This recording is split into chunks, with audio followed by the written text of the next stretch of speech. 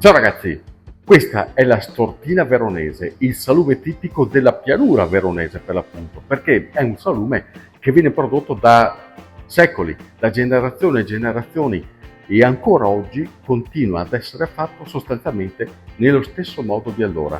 Ma è meglio che ce lo facciamo dire da un professionista. Che parti si usano del maiale per fare la stortina? Si usano tutte le parti del maiale. Noi nella nostra azienda, nel nostro laboratorio, usiamo la pancetta, la coppa, la spalla, la lonza e la coscia e il fondello per avere tutte le parti del maiale, quindi il salume alla fine della fiera, diciamo, ha un gusto e un sapore che è diverso dal solito, più morbido, più gustoso e quindi alla bocca e anche al naso è molto molto buono. I nonni facevano così.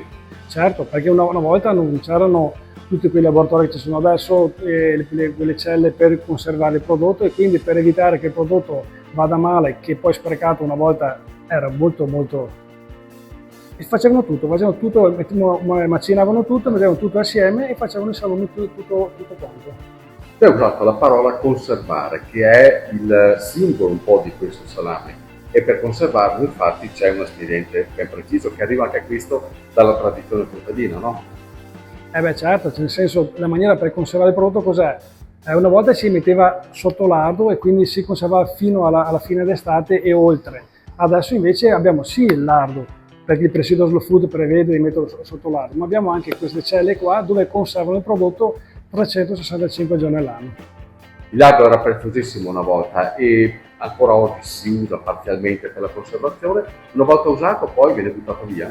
No Stefano, non si butta via il lardo, perché il lardo, essendo stato trattato in maniera adeguata, cioè conservato in luogo fresco, salato in maniera giusta, il lardo dura anche quello sempre, dura sempre tanto, quindi viene speziato con sale e un po' di pepe e viene usato per fare gli arrosti, per fare sulla polenta calda, sui crostini e tante altre cose che si può usare in cucina. Ecco, oltre per conservare il salume, il lardo viene usato anche per fare la pizza.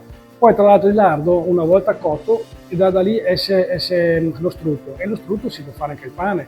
Quindi sappiamo benissimo che del maiale non si butta via assolutamente niente. Presidio Slow Food, marchio, ne ha fatta di strada la stortina. Certo, sì, anzi, sia come stortina che anche noi come produttori abbiamo fatto di strada, ci siamo impegnati, abbiamo lavorato, abbiamo creato tutte queste cose qua, abbiamo fatto un percorso che ci ha portato alla fine di questo prodotto qua, che ne siamo fieri e ne siamo contenti. Perché era importante? È importante perché per dare un valore aggiunto sia il prodotto, ma per spiegare alle nostre persone, ai nostri amici, che questo prodotto qua non è fatto in serie, ma è fatto a mano, uno per uno, in maniera artigianale. Quindi sappiamo che quando vediamo questo prodotto qua, chi lo compra e chi conosce Slow Food sa cosa mangia. Filippo, mi so guadagnare la stecca. Ma certo Stefano, che sia il numero uno. Eccola lì. Aspetta, fermo qua, guarda. Fermo qua. Questo va sempre in coppia, mai da solo. Guarda. Però ti aspetto per affettarla e per mangiarla insieme, magari con una buona fetta di polenta. Certo caro, vieni con me. Ciao ragazzi, abbiamo da fare, ci vediamo. Devo Ciao.